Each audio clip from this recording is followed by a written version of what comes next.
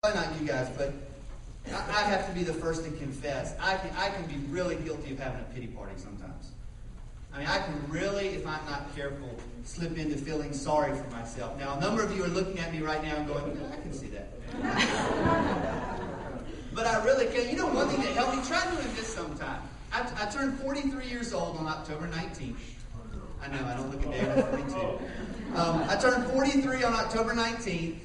And to be honest, with some of the challenges going on in marriage and I's life right now, which is kind of nothing bad in the marriage, but just finances, trying to keep our head above water. I mean, one of the reasons I have such long hair, every time I start to go get a haircut, another child gets sick or needs stitches, there goes the copay. You know, I mean, it's just that kind of deal. And so I was kind of moping a little bit, and I decided, you know what, it's my 43rd birthday, I'm going to make a life resume. I'm just going to list the things I've gotten to do, the things I've gotten to experience, and some of the things I've accomplished in my life. And you know what? It was a pretty cool list. I mean, I've helped people become Christians that are still Christians today. I've helped some people in their marriages and with their parenting issues. Man, I've gotten to travel to South Africa and travel to London.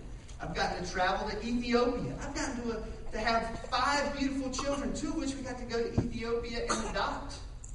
You know, we got to do the movie deal. I've gotten married to a beautiful woman who's still my best. And the list just went on and on and on and on. I got to finally fulfill a dream. I always said I wanted to write and publish a book. I finally did that. And the list just boom, boom, boom. And by then I was like, you know what? I don't have anything to feel bad about. It's been a pretty cool ride so far. Now, I don't know if I'm going to be able to pay for the ticket starting tomorrow, but thus far it's been a pretty cool ride.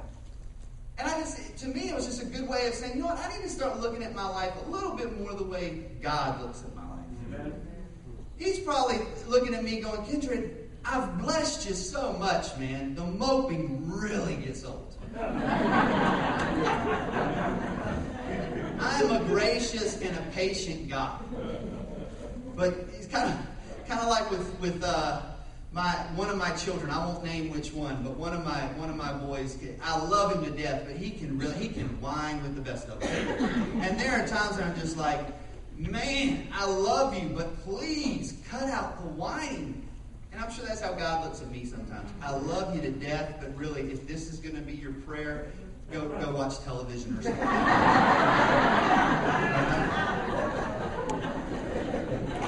But in chapter 39, verse 25, it says, therefore this is what the sovereign Lord says. Verse 25, therefore this is what the sovereign Lord says. I will now bring Jacob back from captivity and will have compassion on all the people of Israel. And I will be zealous for my holy name. They will forget their shame and all the unfaithfulness they showed toward me when they lived in safety in their land with no one to make them afraid. Here's what I've figured out for me. Maybe you'll find it's true for you too.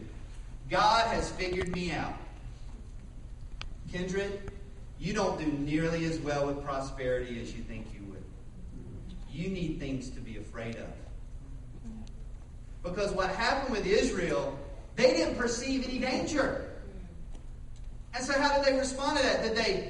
Did they go to the temple en masse to glorify God? Did they get more serious about living by the law than ever, just out of gratitude that God had granted them such security and built them into such a secure place and an awesome place? No.